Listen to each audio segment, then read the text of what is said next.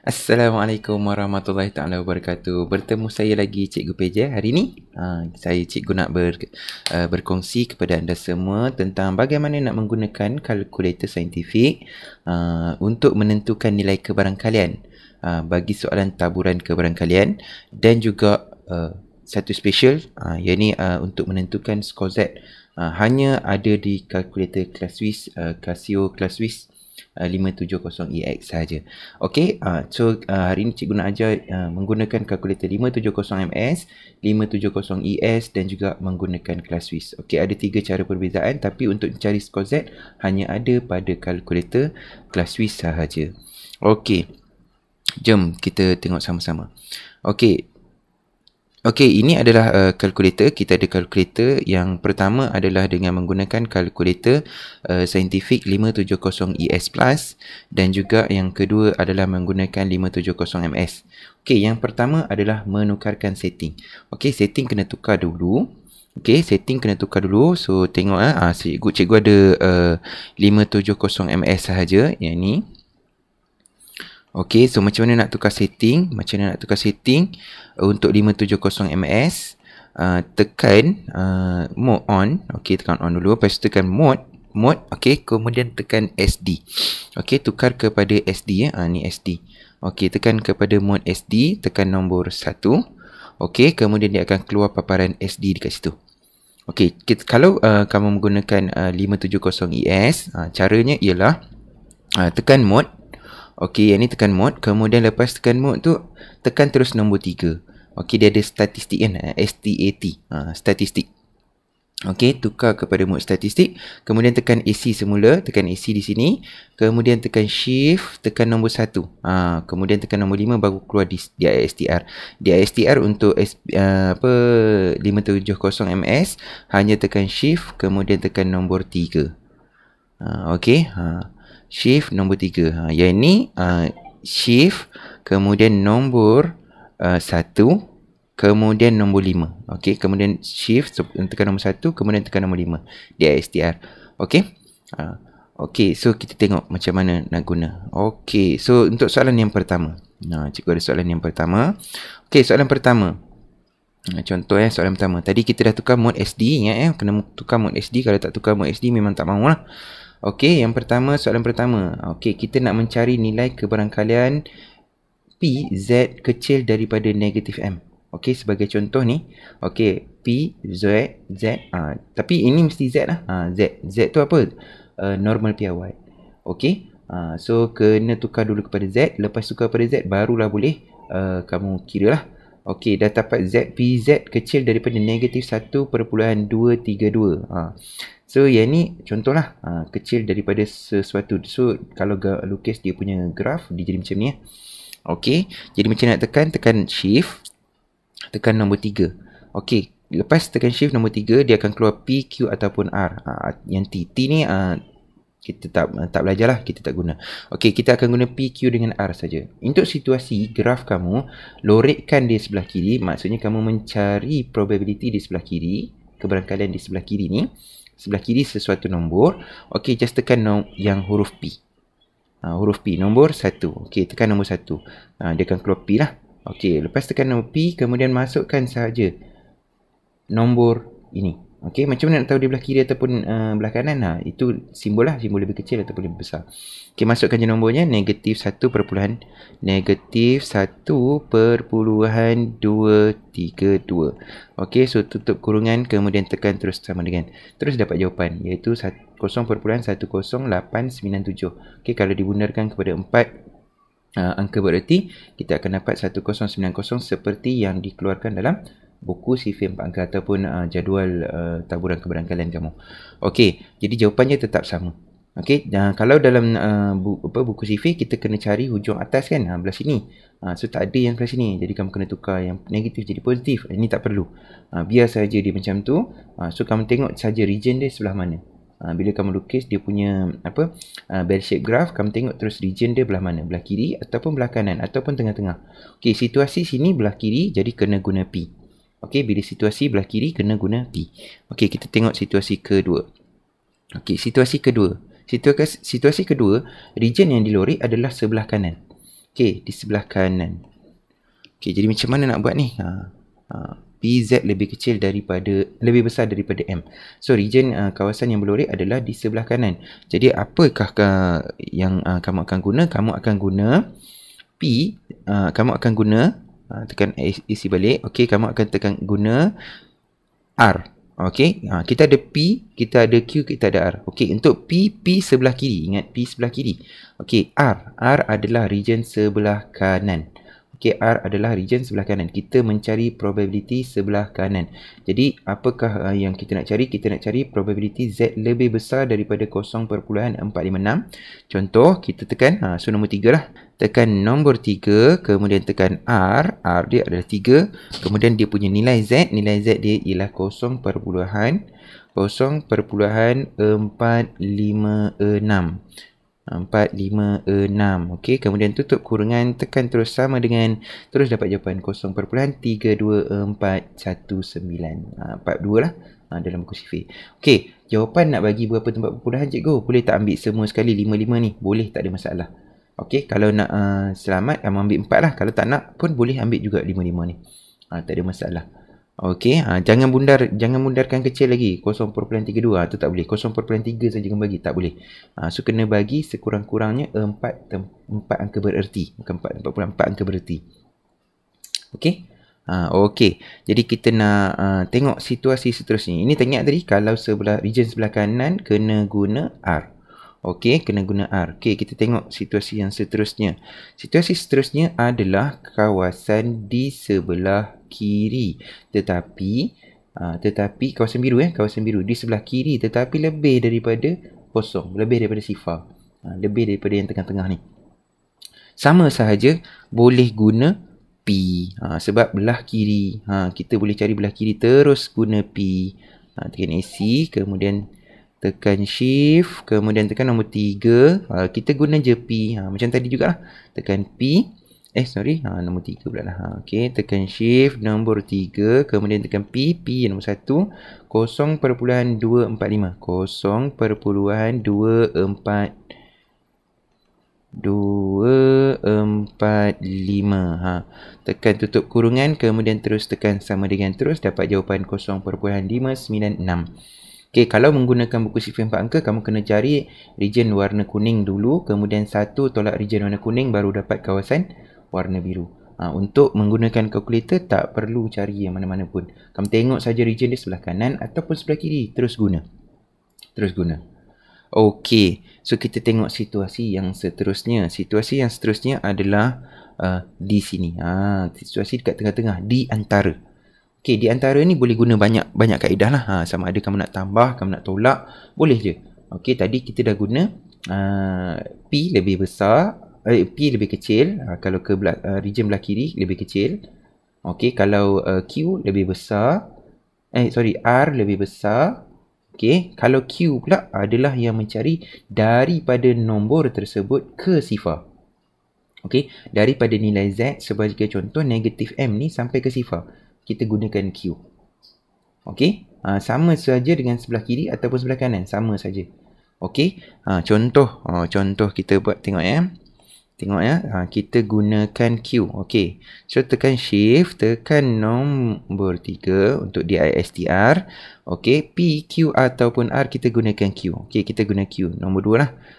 Nombor 2. Okey, Q apa? Kita akan cari kawasan warna kuning dicampurkan dengan kawasan warna hijau. Jadi kawasan warna kuning dicari dengan Q negatif 0.2. Negatif 0.2. Okey, kemudian tambahkan dengan kawasan warna hijau ialah Q. Tekan shift, nombor 3. Tekan sekali lagi. Tekan sekali lagi. Q nombor 2. Ni sorry, ni tak ada kurungan ni. Betul kan betul ke? Macam mana nak buat? Gerakkan balik betulkan. Kena insert ada kurungan, tutup kurungan ni. Lupa. Okey, insert, tutup kurungan dulu. Okey, kemudian baru sambung. Okey, Q berapa? Q 0.34. 0.34. Okey, kemudian tutup kurungan, kemudian tekan sama dengan. Terus dapat jawapannya. 0.2123. Hilang markah tak? InsyaAllah tak hilang. Sebab apa? Sebab kamu wajib tunjukkan dia punya region dengan menggunakan bell shape graph ni. Okay? So tunjukkan dulu kamu menggunakan bell shape graph ni untuk menunjukkan region di mana kawasan dia yang terlibat. Okay, terus tulis jawapan. Okay, so pastikan yang pertama adalah tukarkan kepada Z. Kalau tak tukar kepada Z, Z tu apa dia? Z ialah normal pi awal. Kena tukar kepada skor Z dulu, barulah boleh gunakan kalkulator. Okay, so ini situasi kalau duduk tengah-tengah ni. Okey, kita tengok lagi satu situasi, iaitu situasi di mana kawasan ialah kawasan warna biru. Okey, kawasan warna biru. Dia bukan duduk kat tengah-tengah, tapi dia dekat tengah-tengah juga. Dia dekat di satu bahagian, di sebelah bahagian. Okey, yang ini situasi kamu kena tolak lah. Sama ada kamu guna P, Q ataupun R terpulang kepada kamu. Okey, kalau contoh saya nak gunakan Q. Saya akan gunakan Q. Q apa? Q yang warna biru campur hijau. Sebabnya kawasan daripada negatif M sampai sifar, saya gunakan Q. Dapat guna Q. Okey, kemudian tolakkan dengan Q negatif N. Dapatlah. Tolakkan dengan warna hijau. Dapatlah kawasan biru. Okey, so contoh kita tengok guna kalkulator dia. AC. Okey, terus tekan Q. Tekan shift nombor 3. Okey, kemudian nombor 2. Q. Q apa? Q negatif M. Negatif M dia ialah negatif 1.98. Negatif 1.98. Kemudian tolakkan dengan yang ni, yang hijau. Tadi yang negatif 1.98 dia dapat biru dan hijau terus. Dua-dua dapat. Okey, tolakkan dengan yang negatif N, iaitu yang warna hijau. Yang warna hijau ialah negatif 0.23. Okey, so tekan shift, tekan nombor 3, tekan 2, iaitu Q. Q berapa? Q negatif 0.23. Okey, tutup kurungan. Tekan sama dengan. Okey, terus dapat jawapan 0.3852. Okey, berikan jawapan kamu paling tepat ialah 4 tempat perpuluhan. Itu samalah dalam kalkulator dengan dalam buku teks. Dalam buku sifir 4 angka. InsyaAllah. Okey. Itu selesai untuk menggunakan kalkulator MS570 ES dan juga MS. Okey. Yang ini dua kalkulator kena guna P, Q dengan R. Macam ni lah. Okey. Advance sikit. Kita pergi kepada siapa yang menggunakan FX570EX. Yang menggunakan 570EX, dia ada kelebihan. Dia ada, ingat satu cara saja. Dia tak ada P, dia tak ada Q, dia tak ada R. Okey, dia ada apa? Dia ada cara yang lebih mudah. Okey, so kita tengok macam mana nak guna. Okey, sama je. Kita kena guna, kita kena tukar dia punya mode dulu. Okey, mode apa nak guna? Sorry, bukan yang ni. Kalkulator lagi satu. Okey, kita kena guna mode, tukar mode. Mode apa? Sekejap, saya tukar dulu. Tekan mode, menu. Okey, mode dia menu, tekan menu. Okey, kita tekan nombor. Asal macam ni kan? Asal macam ni, tekan menu. Kemudian tekan nombor 7 ni. Kan gambar bell shape graph ni. Gambar bell shape graph ni. So tekan nombor 7. Tekan nombor 7. Okey, dia akan keluar nombor 1, 2, 3, 4. Okey, yang mana satu? Nombor 1 ke, nombor 2 ke, nombor 3 ke, nombor 4 nak guna? Kita akan gunakan nombor 2, iaitu normal CD. CD adalah cumulative distribution. Okey, normal cumulative distribution. Okey, ini kita gunakan. Okey, itu saja yang kita guna. Nombor 2. Tekan nombor 2. Dia akan tanya lower dengan apa. Lower dengan apa ni yang mana? Ini lower dengan apa? Oh, sorry. Defender keluar pula. Okey, lower dengan apa? Lower dengan apa tu yang mana? Kita tengoklah region dia. Di sebelah kiri ataupun di sebelah kanan ataupun di tengah-tengah. Lower dia apa? Apa dia apa? Lower tu maksudnya yang lebih paling rendah. Apa tu maksudnya yang paling tinggi. Okey, contoh soalan nombor 1. Probability Z lebih besar daripada 0.456. Okey, kawasan dia yang mana? Kawasan ni contoh dia adalah yang graf yang ni. Okey, so graf dia graf yang ni lebih besar kan? Lebih besar. So kawasan dia. So M ini akan jadi yang paling kecil lah. M tu yang mana? Inilah. Yang ini adalah nilai yang terkecil. Nilai yang terkecil tu lower. Okey, kita masukkan nilai yang terkecil dulu. So nilai yang terkecil ialah 0.456. Ini nilai yang terkecil dia 0.456. Okey, kemudian tekan sama dengan. Okey, diminta pula apa. Okey, apa dia nak letak berapa? Tak ada pun apa dia ni, cikgu. Macam mana nak letak? Okey, kalau situasi macam ni, kita letaklah apa dia nombor yang besar. Apa nombor besar yang kita boleh letak? Contoh saya ambil 1000. 1000 nombor besar. Okey, boleh tak guna 10, boleh tak guna 5, boleh tak guna 7, 8. Kita ambil nombor besar. Nombor besar yang senang kita ambil, nombor besar-besar lah. 1000, 10,000. Tapi 10,000 tu besar sangat. Cukuplah untuk 1000. 100. 100 tu pun boleh juga. Tapi saya ambil 1000 lah. Saya ambil 1000. Okey, so tekan saja sama dengan 2 kali. Tekan sama dengan 2 kali. Terus dapat jawapan 0.3242. Sama kan? 3242. Okey, 0.3242. Okey, kita tengok yang kedua pula. Yang kedua. Okey, yang kedua. Sama saja. Situasi ni, graf ni yang graf mana? Graf dia graf yang ini. Yang atas. Okey, sebab dia kata Z lebih kecil daripada negatif 1.23. So, graf dia macam ni. Okey, lebih kecil.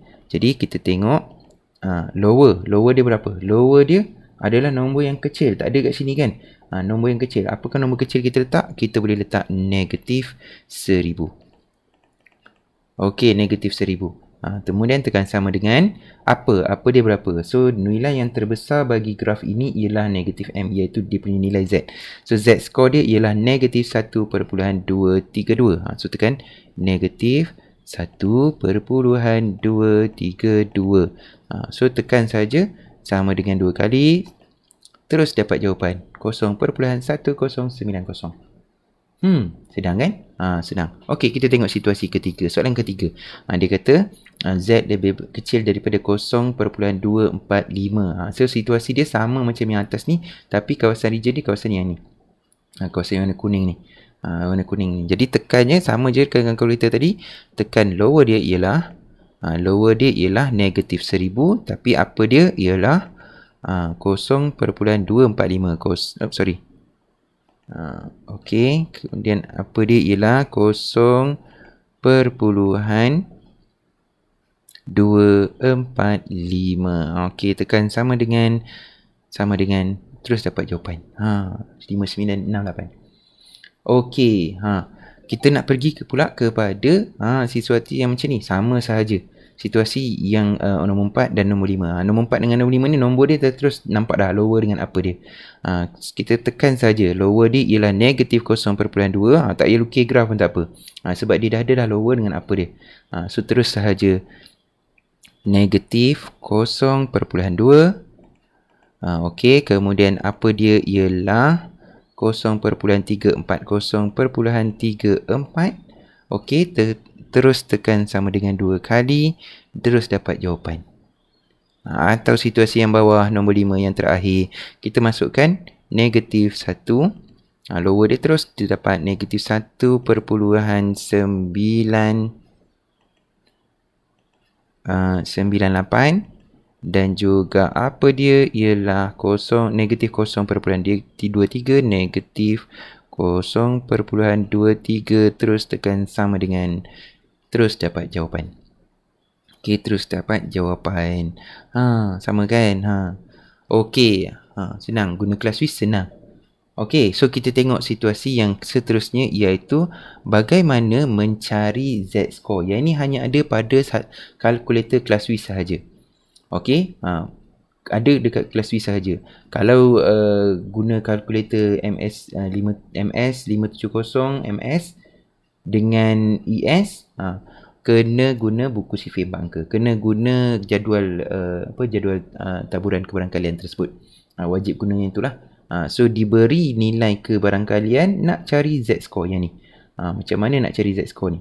Okey, untuk dalam jadual buku dalam buku sifir 4 angka ataupun jadual taburan kebarangkalian, kita tahu situasi dia mesti ditukarkan kepada situasi lebih besar daripada. Okey, macam ni lah. Trik graf dia mesti macam ni. Okey, situasi dia mesti lebih besar daripada. So, kebarangkalian hujung atas sahaja yang dibagi. Okey, untuk kalkulator kelas Swiss, dia hanya bagi kawasan hujung bawah yang ini ataupun jenis yang ini sahaja. Dua jenis ni je. Yang ni ataupun yang ini sahaja. Okey, atas tak boleh. Atas boleh, tapi kena tolak lah. Kamu kena cari kawasan yang belah sini lah. Kawasan yang hitam. Okey. Kalau kamu gunakan kelas Swiss, ingat kamu kena cari kawasan, kamu kena bagi nilai luas bagi kawasan hujung belah bawah. Okey, belah bawah. Belah bawah saja. Belah atas tak boleh. Jadi kena cari yang belah bawah dia. Okey, contoh soalan. Okey, so tukar dulu mode dia, kena tukar juga. Okey, kena bukan pakai mode normal CD tadi. Okey, tapi still lagi nombor 7. Gambar apa? Gambar bell shape graph ni nombor 7. Tekan mode tadi, tekan menu, tekan nombor 7. Okey, kemudian kita akan ambil inverse normal. Inverse normal. Sebab kita nak mencari skor Z. Okey, so nombor 3 so tekan nombor 3. So dia terus ditanya area. Area tu apa? Area tu dia punya kebarangkalian lah. Ni kebarangkalian dia. Kita nak cari nilai ni. Okey, so situasi dia macam mana? Tengok soalan nombor 1. Soalan nombor 1, graf dia macam mana? PZ lebih kecil daripada negatif 1.232. Jadi sepatutnya graf dia macam ni. Okey, bila dah graf dia macam ni, so kamu terus sahaja masukkan nilai kebarangkalian dia untuk mencari Z score dia. Contoh, PZ lebih kecil daripada A. Jadi apakah nilai A? So nilai A kena cari. Jom kita masukkan area dia 0.0.109.